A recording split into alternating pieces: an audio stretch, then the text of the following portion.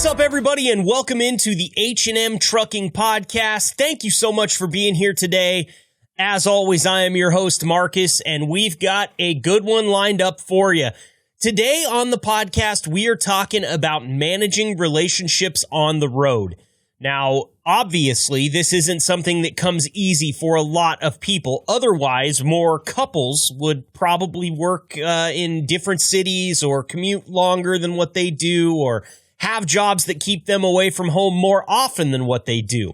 But they don't. This is something that is very unique to the trucking industry as far as having one side of the equation of said relationship gone for sometimes months at a time. I mean, there's some of these drivers that stay out a very long time before ever coming back to the city that they call home. Obviously, the ones with families probably trying to make it back a little bit more often, but it doesn't always happen the way that everybody plans out. So the question arises, how do you manage these relationships from afar? I had a long-distance girlfriend for a long term, almost 4 years. I was traveling close to 500 miles to see her every couple of weeks and her the same. Putting aside the fact that this was a relationship that was so bad, it could have had its own movie about what not to do. Just that distance alone made things incredibly complicated. There were trust issues. Obviously, a lot of our deep conversations took place over the phone, which is something that, as somebody that loves to talk, I don't have any problem with it, but I would much rather be able to see the person. And of course, with the advent of video chats and online capabilities now being what they are, it's a little bit easier to at least be able to look the person that you're talking to in the eye. But still, I mean, think about it this way. If you're watching this on YouTube right now, I'm looking into the camera, which means that if I was having a video chat with somebody, they would think I was looking at them, but no, I'm looking at a camera. My eyes would have to divert to actually look at the person on the computer screen. These are just little nitpicky problems, but I think it illustrates the bigger picture here. It's hard to maintain a relationship, especially a good one, when you're out on the road all the time and your partner is back at home. So we're talking about that today, and we have some great guests lined up for you. We will talk to Gene Gordon, H&M Driver.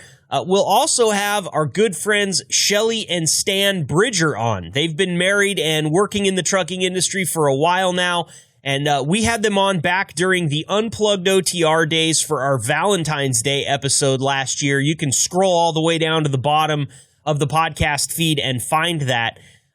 We're also going to hear from Tim Krueger and get a little bit of a market update because, and I don't want to spoil the surprise here, but things might be looking up. We are in August, and I had a lot of people right here on this podcast tell me August might be the time that the market turns around. Well, hint, hint, you're going to want to tune in for Tim Krueger coming up here in just a little bit.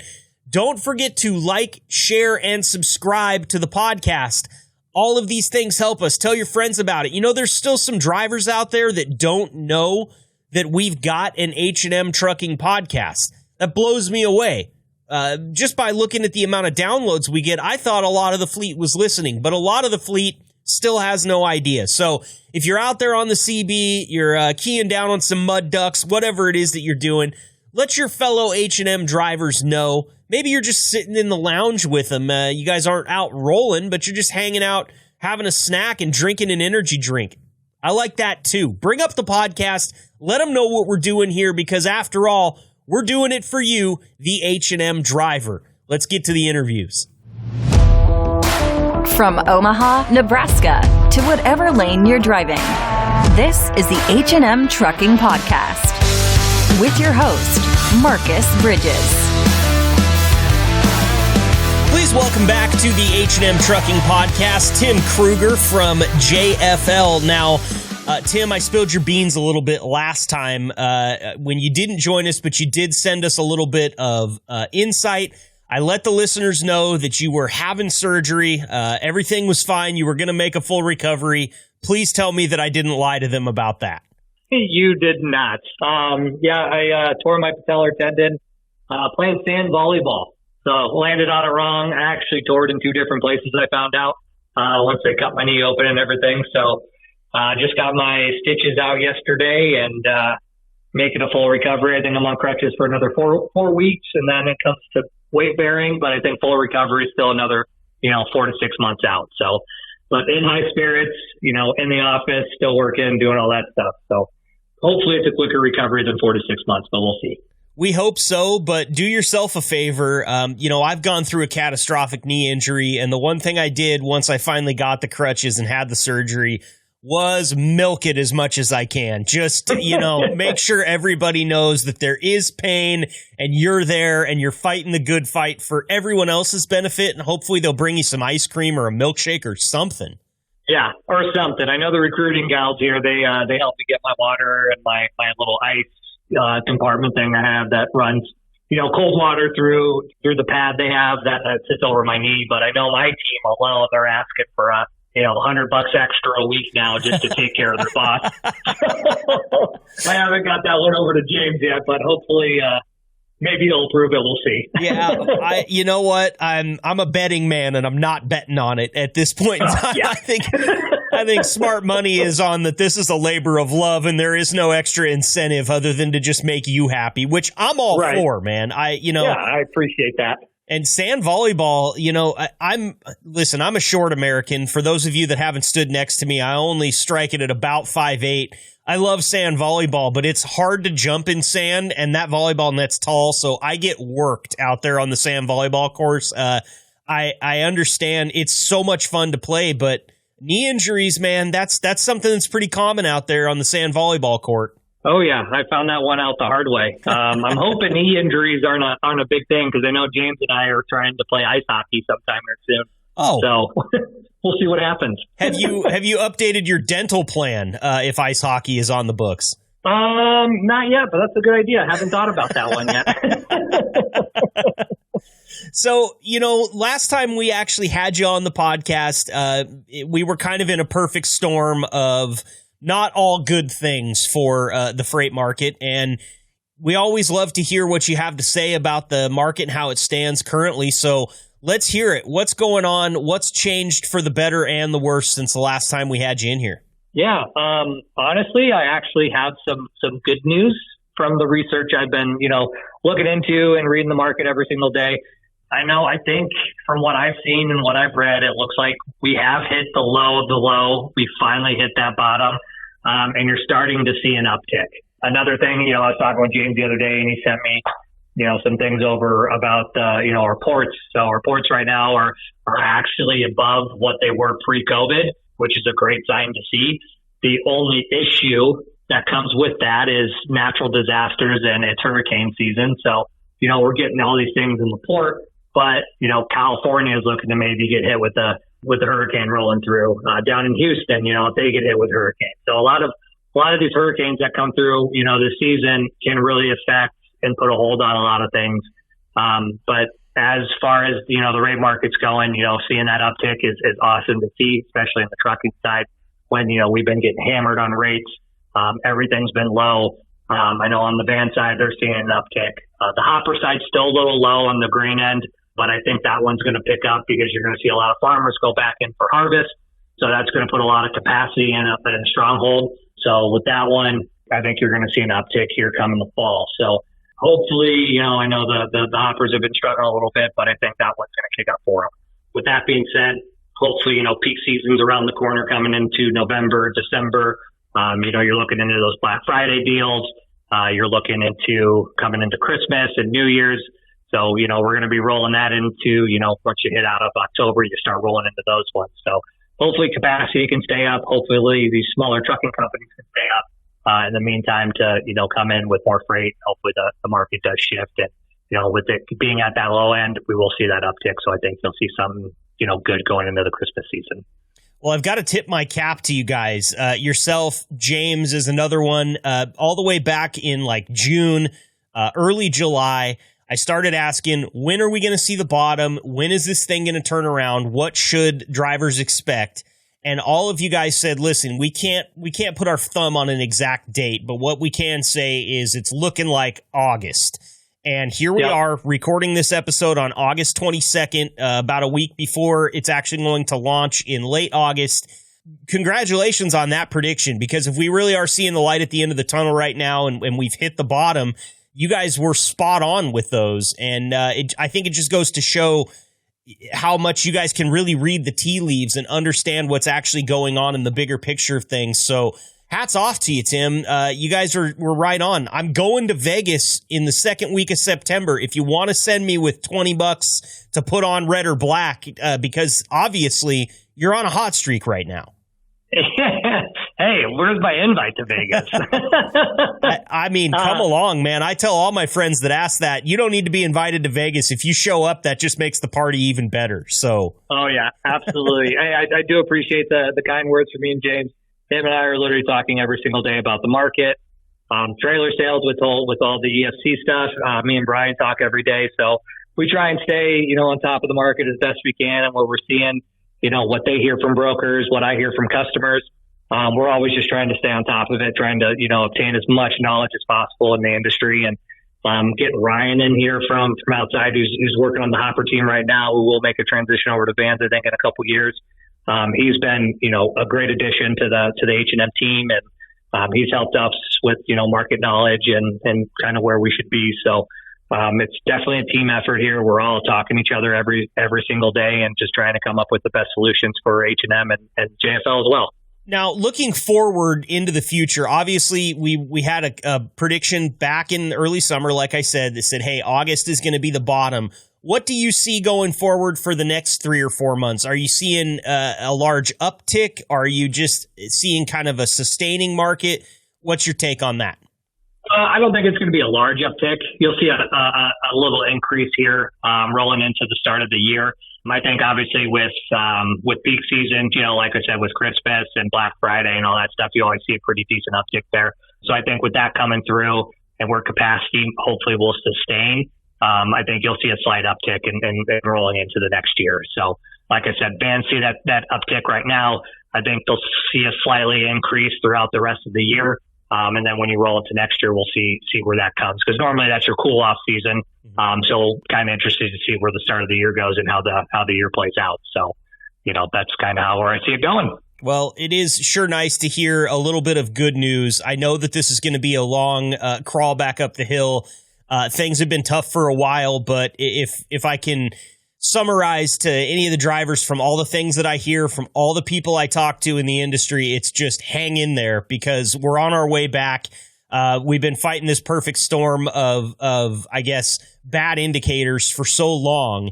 And now, of course, we throw hurricanes in, because why wouldn't Mother Nature have a part in this? I mean, we've been choking on smoke up here in the Pacific Northwest for weeks now at this point in time.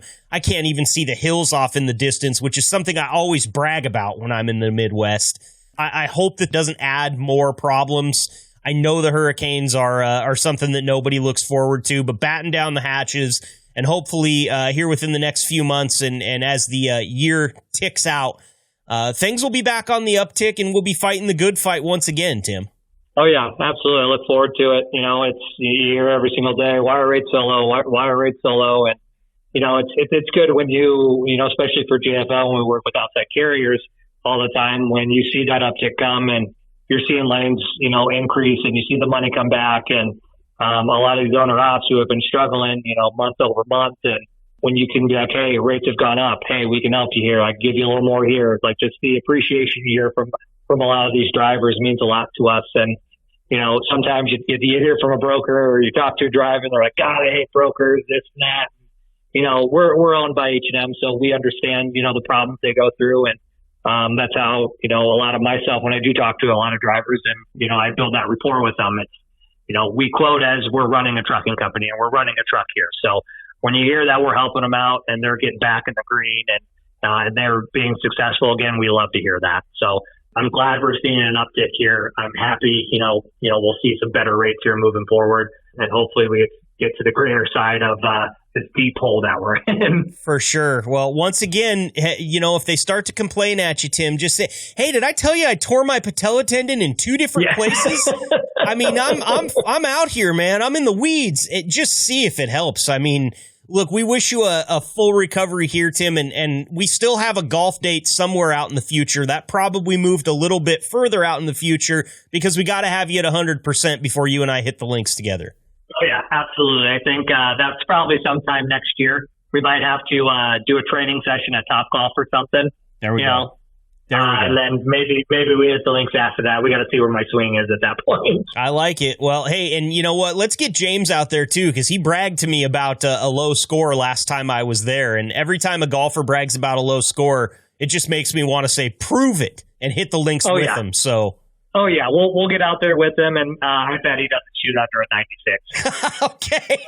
All right. Well, like I said, you're a betting man now. You're on a hot streak. So bad news for James, but hey, good news for you and I. All right? Yep, absolutely. Thanks, Tim. We appreciate the time, as always. Awesome. Thanks, Marcus. Knowledge and stories from coast to coast. This is your driver profile. Joining us for our driver profile here on the H&M Trucking podcast is H&M driver Gene Gordon. Gene, thank you so much for being here with us today. You're welcome. Now, Gene, how long have you been driving for? Over 35 years. Oh, wow. So full-on career man out there. And how long have you been with H&M? 5 years come November. Very cool. Well, congratulations on that. Where are you at and where are you headed today? Well, I'm here at Thompsontown, Pennsylvania, and I'm headed to Texas, two-stop Texas. Going to end up down by Austin. Okay. You got your AC working good, I hope, heading down to Texas this time of year. Oh, yeah, I was down there last week. It was 108 down there last week, Monday. Wow, man. Make you feel like the rubber's going to melt right off your tires onto the asphalt. I thought I was going to just sweat away. Well, Gene, I got to ask you now, we're talking about managing relationships on the road this week, and there was a very specific reason that you were the driver profile that we chose, and that is because Eve told me that you have been married to your wife, Barb, for 41 years. Congratulations. That's awesome. Yeah, we're working towards 42. Be 42 next April. And how many kids and how many grandkids are you working on now? I got 3 daughters and 6 grandkids. And all the grandkids are by my youngest daughter. Okay. And what was the difference between father and grandfather? Is there anything there you get to have maybe a little bit more fun and a little less rules being a grandpa? Not really. Not on my case, because I'm just about raising my grandkids. They live with us. Oh, okay. So you're still you've still got the dad thing going on then? Oh, yeah, pretty much. I thought I was done when I got the youngest one raised, but she started having kids, and she just leaves them with us all the time. So. How old are your grandkids? Well, they range from 2.5 to 16. Oh, okay. So you've got the full gamut, man. They're still really putting those dad skills to work on you, aren't they? Yeah, let's see there. 2.5, 6, 8, 11, or 12, 15, and 16. Wow. And so driver's licenses are coming into the fold here, I assume. Are you helping teach any of them drive when you're on home time?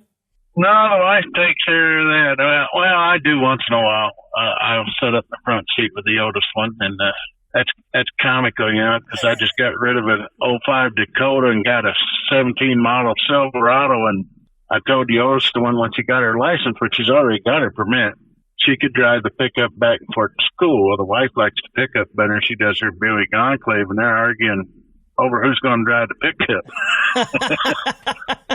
And I'm sure those are nights that you're glad you're not sitting at the dinner table. You're out on the road if you don't have to listen to that, right?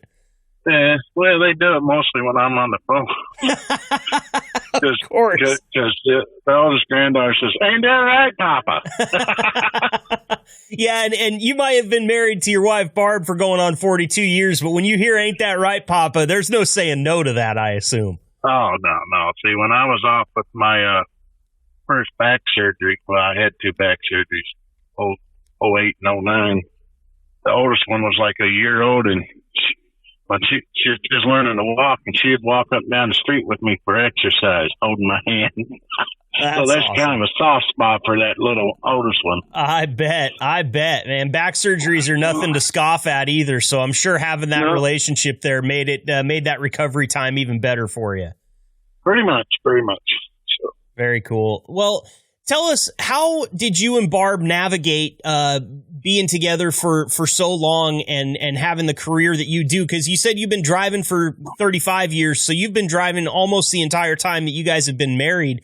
What tips could you offer other drivers maybe just starting out about managing a relationship with the kind of distance that you put between you two sometimes? Well, you got to have a good connection, and there's going to be a lot of trust in there, and along with the love that goes with it. You know, you can love somebody and not trust them, but the trust has to be there. Mm-hmm. Because you know, when I started driving, it wasn't like today. We just pick up a cell phone and call them, see where they're at, what they're doing. We used to wait to the end of the day, and we either had 800 numbers set or on our home phone, or we used them prepaid calling cards. And you couldn't stop and call them every hour on the hour. So there had to be a lot of trust in there, and you know, so. And was that trust hard to build, or was it something, did you kind of know when you had the right person, when that trust kind of was just inherently there? Yeah, it was there because I knew her pretty good before we ever got married. And I got married when I was in the military, and I was in the Army, so I was infantry, so we spent 3 to 4 days a week out in the field, so I was gone then too. So most of my married life, I've been gone more than I've been home. Let's put it that way. For sure. And what types of things helped you build that trust between you and your wife? Was it constant checking in, or was it just knowing that when you got back home, that feeling was always the same? Like, how did that build over the years? Well, it just gradually builds and keeps building, you know. You gotta, like I said, you gotta trust them, and you gotta work with them, and, you know, my wife handles what she can, and when I come home, I do what I can, and I can't, and I say, okay, let's get a repairman or whatever it takes to get it done. That way she ain't out in the lurch, you know what I'm saying, where something goes haywire. For sure. Now, does your wife work as well, or is she kind of the homemaker and staying home taking care of the house? She worked when the kids were in school. Our kids were in school. She did crossing guard and bus them on there for the school, but she's retired now. So my wife's 68, 69, and I'll be 62. My wife's a little bit older than me. So. Okay. Well, that's awesome, though, that she's retired now and gets to enjoy the golden years and not have to worry about getting up and going to work every single day. And what types of things does she take care of while you're out on the road that help you out so that it's not something that's on your plate when you get back? Well, my oldest daughter's there a lot. My oldest daughter lives with us. She ain't married. She's never been married. In between her and the wife, they take care of just about everything. And they'll get the pressure washer out. They'll pressure wash the house. They'll mow the lawn, do all the weed whacking and stuff I don't have to worry about when I come home. I just do the major stuff that I can take care of. Well, that's great that they're willing to do that. I tried to teach my wife how to turn on the lawnmower the other day, and let's just face it, man. I mean, I think she got it, but I don't think she'll ever need that knowledge because she's not getting that thing out of the shed. There's no way. I guess it's something that I grew up with a sister, and my wife grew up with a brother. And those are two people I know in my life, my sister and my wife, that have never mowed a lawn. And it was because there was always dad or little brother around to take care of it. Yeah, see, I grew up with a family of 11, and I grew up working. I started working in the fields and stuff when I was about 8 or 9 years old, so work ain't nothing new to me. Well, it sounds like Barb's got that same mindset too, because pressure washing the house, that type of stuff, it doesn't come easy to people that didn't grow up doing it. You know, that is something that I value from my experience as a kid. Is I always felt like I was my dad's employee. You know, we're best friends, but man, he'd put me to work at a moment's notice if he had something going on. And while, I was a little kid, I didn't really appreciate it, but I think I appreciate it a lot more now that I'm pushing 40, that work ethic that comes from starting that young. Yeah. Well, like I said, I started around 8 and stuff. My mom and them rented from a lot of farmers, and I'd work for them. So, and the money would just go right in the house. I'm one of 11 kids. Wow. Which 4 is gone now. Make it 5. I lost 3 sisters and 2 brothers. Oh, I'm sorry to hear that. I understand the slow march of time. You know, that's something that none of us are going to get away from. And I got to give it to H&M when I got word on my brother July of this year. They got me there. I got to give it to H&M for that. That's great. I mean, it's something that I hear a lot, Gene, from a lot of different drivers driving for H&M, is that when something like that happens with the family, as tragic as it may be, H&M will pull out all the stops and try to get you where you need to be so you can take care of yours. Yeah. So tell me this, Gene. This is a question that's come up here recently in my own mind that I haven't asked a lot of drivers, but obviously you talk to your wife, Barb, and the kids and the grandkids whenever you can when you're out on the road. But is there anybody else out there? Do you have, friends that are also in trucking or other drivers from H&M that you call to blow off steam? Or who are you chatting with when you're out there on the road when it's not your wife?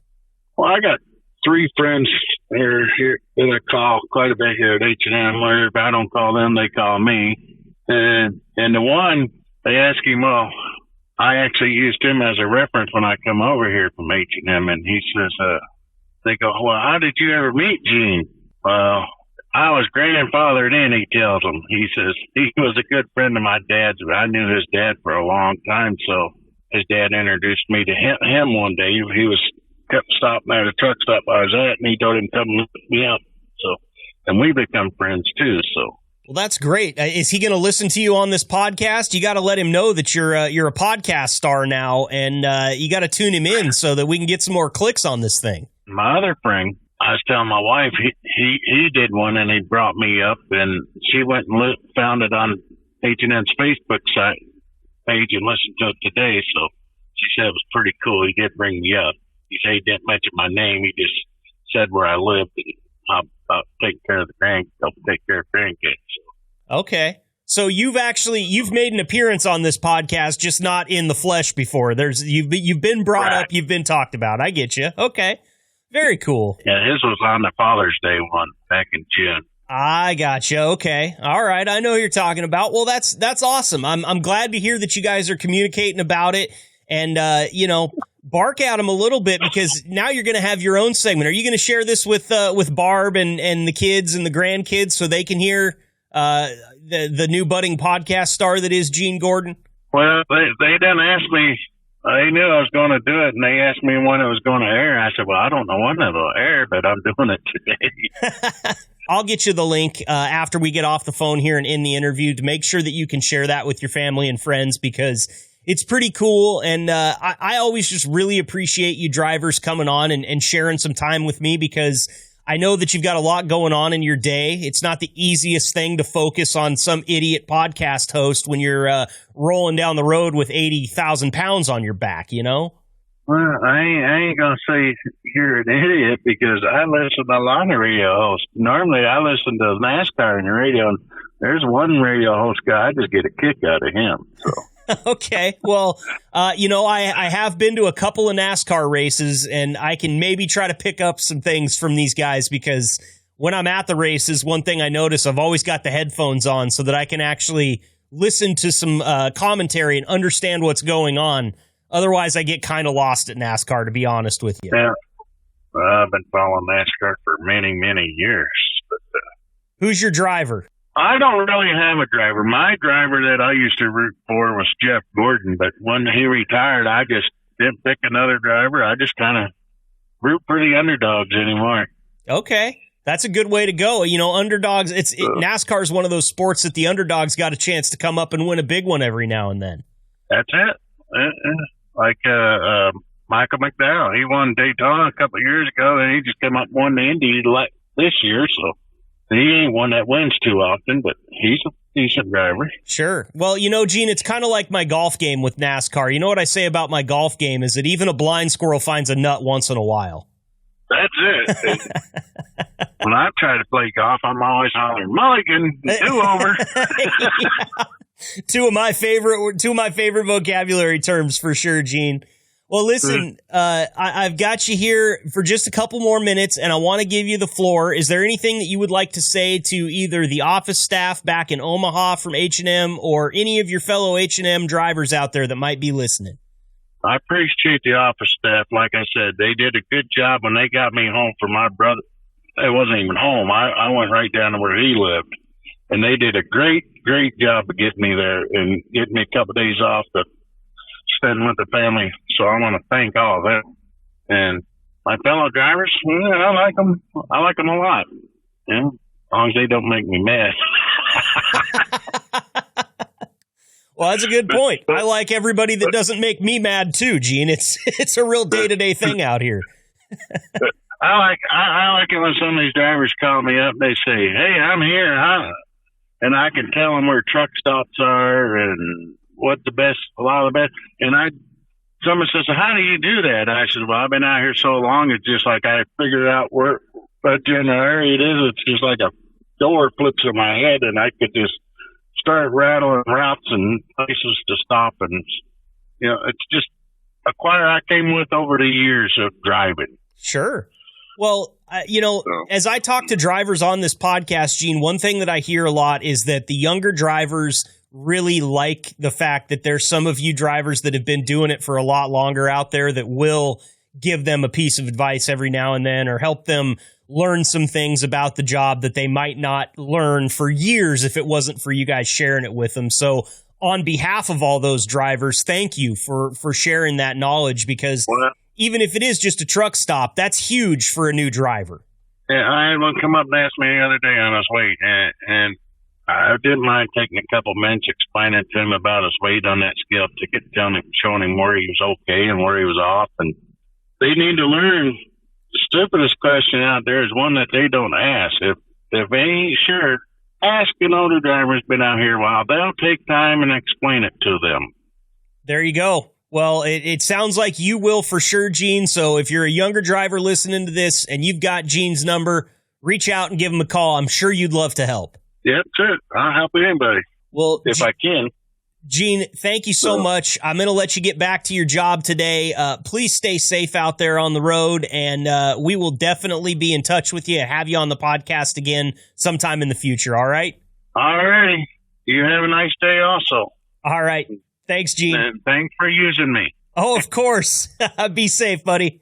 All right. You have a good day. You too.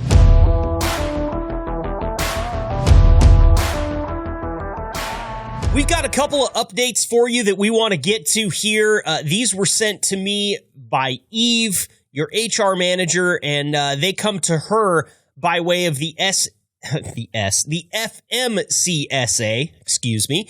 And these are very important. Of course, we had our little run of Kids at Play, the recurring segment that we did here on the podcast, where we tried to really make it known that there's going to be a bunch of kids out there. That was during the summer, but we've got back to school season starting right now. I can tell you that, yeah, it's another good time to remind you about all of the kids you're going to see now. In some parts of the country, the kids have already gone back to school, so you're already seeing the long lines waiting for the buses. The school zone lights are going to be flashing. You got crossing guards out there. The rest of the country is going to follow suit very soon. Everybody will be back to school. And here's what the FMCSA wants you to watch out for. They say, quote, "With students back at school, this means we are sharing our roads with school buses, cars, bicyclists, and pedestrians. So don't forget to stay focused, be alert, and follow these simple safety tips. Number one, check your blind spot before turning."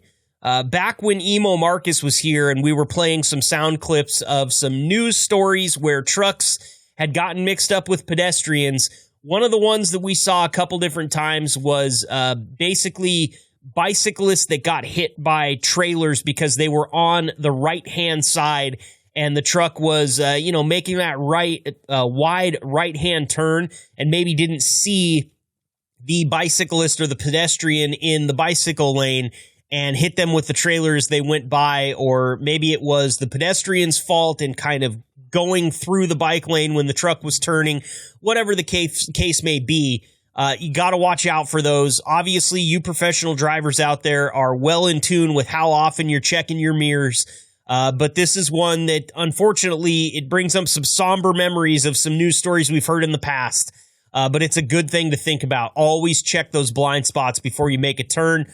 FMCSA wants to remind you to maintain safe speeds, especially in school zones and construction zones. They say to be patient with the increased traffic. I feel like based on what I've heard from drivers during our driver profiles here on the H&M Trucking podcast, this one is one that's pretty easy for you drivers out there. You're always looking at increased traffic. Maybe it's not exactly where you expect it. Maybe it's not exactly when you expect it. But there's always increased traffic somewhere, and it's going to be the case once again as school season ramps back up. And finally, avoid distracted driving. We talked about that during the defensive driving episode last week, especially in work zones. This is true. Stay off your phone. Don't be gawking at the Samsara. Just try to make sure that you can always be alert in school zones and in work zones to make sure that we up that safety percentage. The other announcement from the FMCSA is about Labor Day weekend road trips. We got Labor Day coming up around the bend. They want you to be aware of work zones. It says, quote, the long weekend ahead may mean seeing family and friends or even visiting a new destination. While on the road this weekend, please pay close attention to work zones. It's important to research your route, avoid work zones when possible, and use any detours available. We're all eager to get where we're going, so let's do our part to share our roads safely. And once again, as we've said on this podcast many times, everybody's goal is the same when you get behind the wheel, and that is to get where you're going safely. Might not be that top of mind awareness rule or goal, but it should be. And especially as we've got kids and highway workers, everybody out there doing their best to get their jobs done safely, we as drivers need to do our best to get our job done safely as well and try to ensure the safety of those around you, since that's not always something that everybody is making a top priority. We here at H&M know that our drivers do. And finally, we've got a little webinar that's been announced. It's coming up Wednesday, September 13th. This webinar is being offered by Cottingham and Butler. This webinar concerns common driver mistakes and how to correct them. And this particular webinar will concern hours of service. In this upcoming webinar, we'll explore the root causes behind common hours of service violations, and we'll investigate mistakes made by drivers and provide practical solutions to correct them. By attending this webinar, you'll not only enhance safety, but also improve driver performance through a deeper understanding of these regulations. The webinar is hosted by Joshua Anderson of SMSC. So go ahead and touch base with Eve if you're interested in attending this webinar. She can hook you up. Once again, if you want to know more about it, you can just Google Cottingham and Butler Safety Webinar, Hours of Service. That should get you to the site. It's going to be good for everybody. It doesn't matter if you're listening to this and you're not an H&M driver. Maybe you're a part of a company that only has 10 trucks, or maybe you drive for a company that has 1,000 trucks. This webinar will be good and help you maintain those hours of service and avoid common mistakes made within the industry. That's going to wrap up the updates for today's episode. Let's get back to the juicy goodness and some interviews.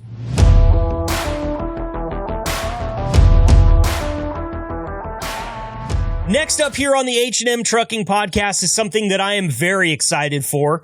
Going back into our past a little bit, when we used to do a version of this podcast that was called Unplugged OTR, I had Maria and Caleb. You heard from Maria last week. They were my co-hosts, and we had this awesome love story from the road. It came on episode 16 of Unplugged OTR, which you can find by scrolling all the way to the bottom of our podcast feed.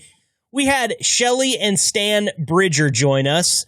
Stan's a driver. Shelly works in the safety department at H&M, and they have come back to join me yet again today. Thank you guys both for so much for being here. Shelly, Stan, how are we doing today? Good. I'm doing good. Now, we've got you guys on the same phone, so you're going to be trying hard not to talk over one another. I'm a married man, and I understand that can provide some problems. So I hope that we don't start any type of strife in there between you today. I'll try to address you both individually with each question so you know whose turn it is, okay?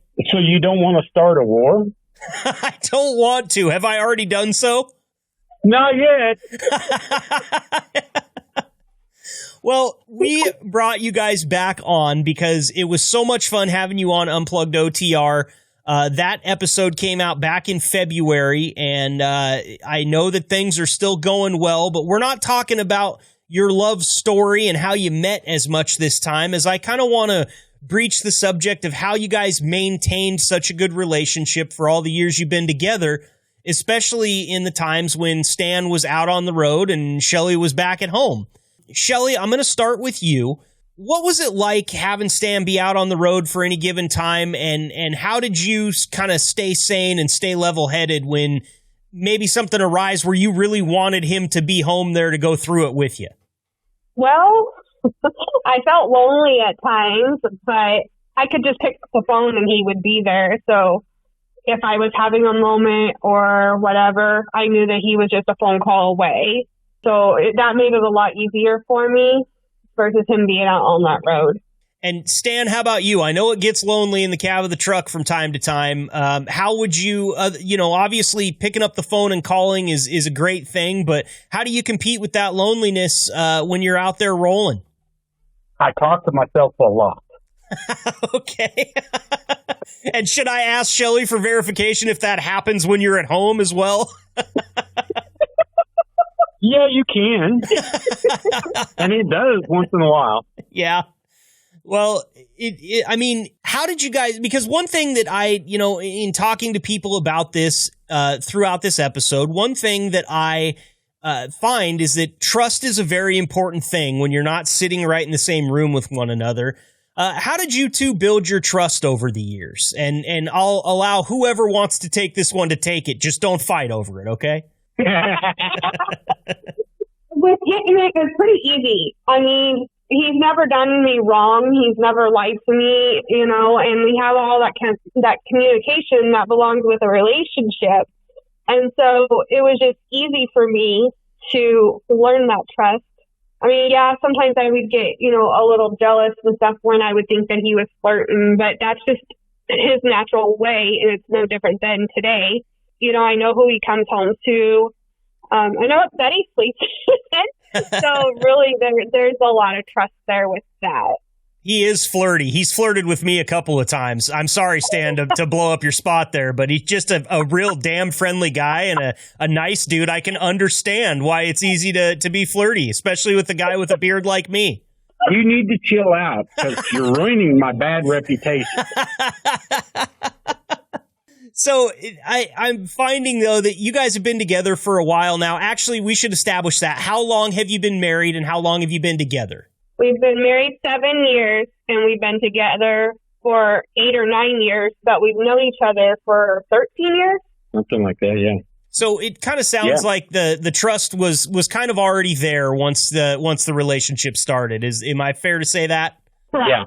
That's awesome. Now, has there ever been a time, and you don't have to get super personal with it, you don't have to tell me what happened if you don't want to, but has there ever been a time when, Stan, when you had to rush home or anything like that to get to Shelly, and can you talk me through how the company you were working for at the time took care of it, whether it was H&M or not, and just how things panned out in a situation like that? Oh, yeah. Our wedding, on our wedding day, it was one of those, don't even remember where I was, but I had to rush home to make the wedding. Well, you obviously made it. Otherwise, we'd be having a completely different conversation right now. Man. You wouldn't be talking to me unless you came to the cemetery. Yeah, exactly. I'd have to get real in touch with my spiritual side to have a conversation with you, Stan, if you missed that wedding. Woo. So how was it something that the company had to really work with you to get you home, or was it a thing where you were just kind of late, or what happened? It was one of those things that at the time, everything worked against me that day. The customer was running late. The truck didn't want to do what it was supposed to do. I mean, it was one of those, if anything could go wrong, it did. Mm-hmm. until I got to the church, and then everything went right. Okay, I was going to say, there's one thing that went right that day. You got to the church on time. That's the one thing that mattered. Yeah. You'd have to come to the cemetery and get very spiritual if I'd have missed that. Now, Shelly, walk me through what was going through your head on a wedding day, because, listen, I only have my own wedding to draw from experience-wise, but I will tell you that my wife's side of the wedding party had a lot more to do on the wedding day than me and all of my beer drinking buddies did. So what was going through your head, Shelly, did you ever get worried that maybe Stan wasn't going to make it on time? Oh, yeah. There were several times that I was thinking he wasn't going to make it. And I'm sitting here going, I got to get my hair done. I got to get my makeup done. I've got to get help in my dress. He better be here. So how loud would you have beat him if he didn't make it there on time? That's the question I really got to know. There wouldn't have been no loud to it. It would have been thump, and it would have been over. Because he had found a ball bat, and it would have been done. Like they like done to say, and over. 2 hits, her hitting you and you hitting the floor, right? Oh, man, yes, definitely. But you made it on time. So I'm imagining, Shelly, that there was quite the sigh of relief when he finally walked through the door of the church. Were you in touch with him during this, or were you just kind of had your fingers crossed and didn't really know where he was? Oh, we were in touch. Because you were yelling so loudly from the church that he could hear you, or were you actually on the phone? No, I called dispatch a few times to find out where he was at. Oh, okay. I like that. See, now that's how you know you work for a company that really treats it like a family. You had dispatch involved. I mean, we were only a couple steps from this getting elevated all the way to the big boss, weren't we? Oh, yes. Oh, Lord. Well, I can tell when I talk to you guys, one of the reasons I love to have you on is you seem to me like you're best friends as well as husband and wife, and being able to have a little bit of leeway or give the other person some slack from time to time is really important, I feel like. How do you feel about that? Slack? What's that? Stan, are you trying to tell me she doesn't give you any slack? Oh, it's one of those, I come home, we get home and we're both tired. She says, can you cook? Or can you give me this? So I can sit on my ass. Sleep. She goes, don't you roll your eyes at me. Yeah, and don't say no either. Those are the two things that you can't do in that situation. Well, it's one of those, I go, but I get up and do it. Yeah, that's a damn fine husband that you got there, Shelly. He knows his role, it sounds like. Yeah, exactly. That was just a prime example. Like last night, he was running around getting some ice water or something. And I said, before you sit down, could you go get my medicine for me so I can get comfortable and ready for bed so it'll start working so I can sleep? And he rolled his eyes and he went and got the medicine. Yeah, I understand that. If I didn't love you, that wouldn't happen. Exactly. That's what it is. It's a big thing. Like, actually, I had one happen last night, you guys, that's probably going to be familiar to you. Dogs had been outside for a while. Wife gets up to go to the bathroom, and as she's walking back towards her chair, I said, hey, before you sit down, and she plopped down almost immediately.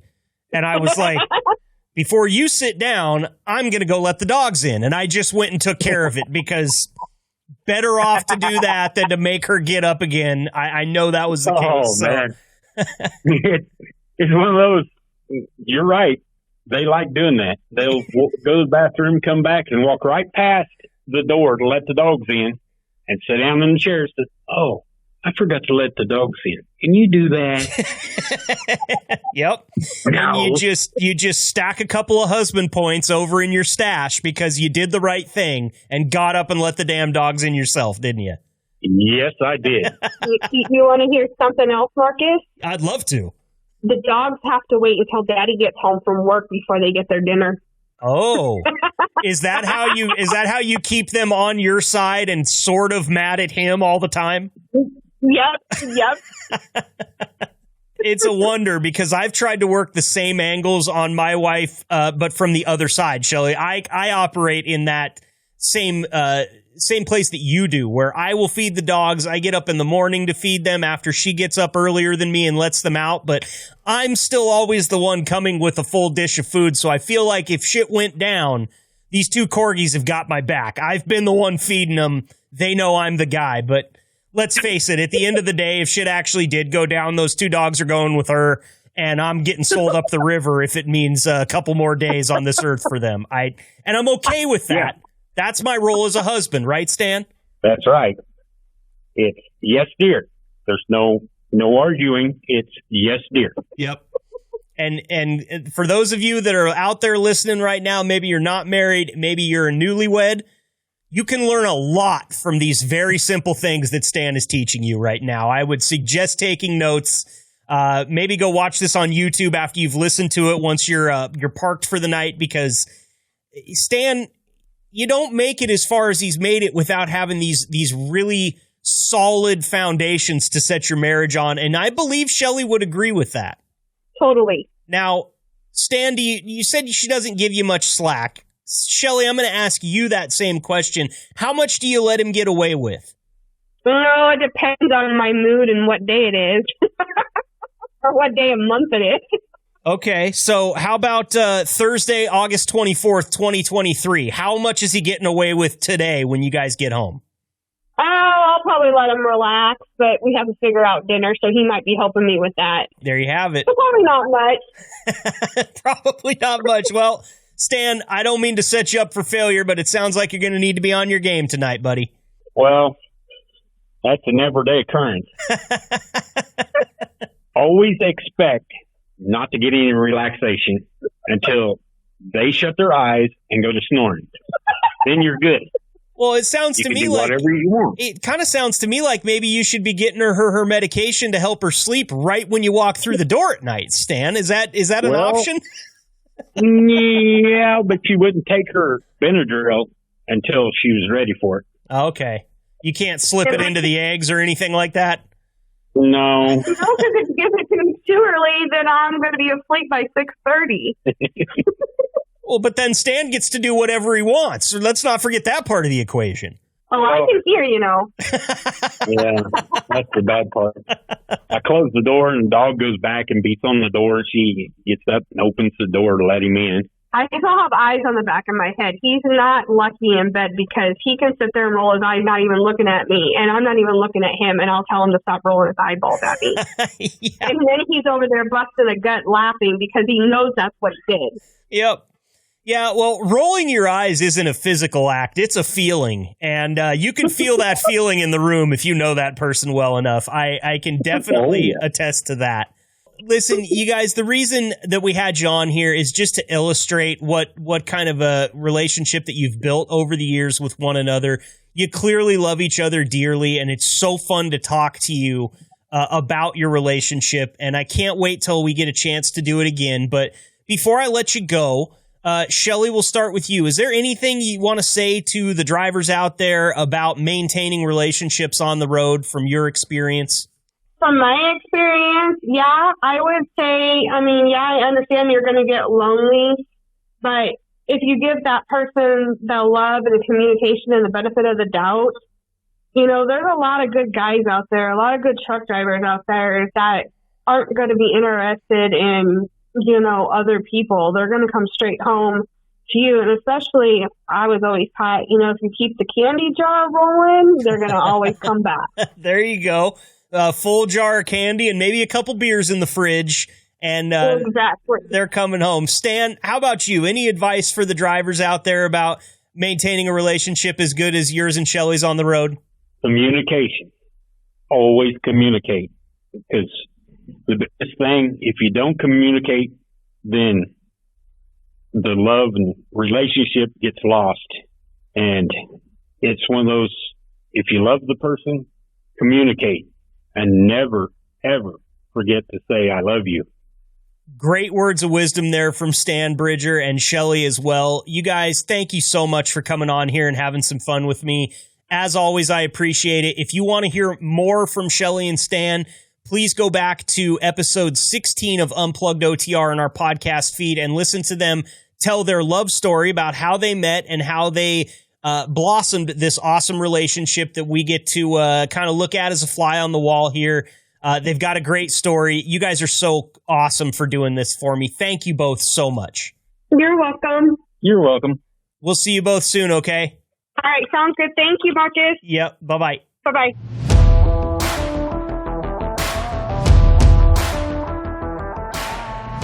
And that puts the wraps on another episode of the H&M Trucking Podcast, episode 25 to be exact. We are cooking with this thing, man. I do want to remind all you drivers out there, look, I know you're talking to each other. If you've been on this podcast, find me more drivers that want to be on this podcast. You heard? I mean, look, it doesn't matter. Maybe you haven't been on the podcast and you just know somebody that wants to be. Reach out, touch base with us on the Facebook page, the H&M Trucking Facebook page, or the H&M Friends and Family Facebook page. We're on both of those. I read every comment that goes up. So if you've got a driver in mind that would be good for the podcast, reach out there and let me know. If you don't want to reach out on Facebook, that's fine. Let Eve know, let your dispatcher know, let anybody in the front office know, and they will get to me, okay? The other thing I need you to do is like and subscribe and share this thing. Share it like, well, I can't say what I was about to say. Share it like we were all sharing COVID back in 2020. That's fair. It really does help us. Podcasts grow with word of mouth, and we're trying to get this out and into as many H&M cabs as we can. You're doing well so far. The clicks are up, but they're not up far enough. We need more of you drivers. If you subscribe to it, first of all, it's free. That whole subscription word kind of makes people think that there's some sort of obligation on your end. There's not. You'll click the subscribe button, and all that will do is show you every single time we've got a new episode out. We do new episodes every single week. They air Central Time, 5 a.m. on Wednesdays. That's 3 a.m. where I'm at over here on the West Coast. So even if you're up late on Tuesday night, you might be able to listen to the H&M Trucking Podcast before your head hits the pillow. But if it's just a regular Wednesday for you, it should be up by the time you get out of bed and get moving in the morning. And we appreciate greatly all of you that are listening, sharing, interacting with the podcast, or coming on as guests. I would like to thank Gene Gordon, H&M driver, for going on 5 years now, but a professional driver for over 35 years, married to his awesome wife, Barb, for going on 42 years. That was a great conversation. I want to thank Shelly and Stan Bridger once again for coming in and providing us with such a fun conversation. Look, if you've ever heard two people and you go, man, those people were meant for each other, that's a good relationship right there. That is Shelly and Stan Bridger, if I have ever heard of it, okay? They do so well on this podcast. And once again, if you want to run back and listen to the episode of Unplugged OTR that they were a part of, that's going to be the February 8th episode. Just keep scrolling down the feed until you get down there. The episode is titled A Love Story from the Road. And Tim Krueger from JFL coming on to give us a little bit of a market update. It looks like there's some good news on the horizon. It looks like there might already be good news right in front of us. We have hit bottom, according to Tim. And I feel like that deserves, I don't know, some sort of sound, like maybe a party horn. I'd be pretty damn excited if we have actually hit bottom. And Tim seems pretty confident that that's the case. We appreciate all of our guests on the podcast today. We appreciate you, the listener, most of all. Thanks for being here. Keep the shiny side up and the sticky side down out there on the road. Be safe. And don't forget, as always, stay fresh, cheese bags. Thank you for listening to the H&M Trucking Podcast. Please leave a review, subscribe, and connect with Marcus over at the H&M Trucking social media channels. And if you're considering a job at H&M, find us at hmtrucking.com. Until next time, stay safe and ahead of the curve drivers.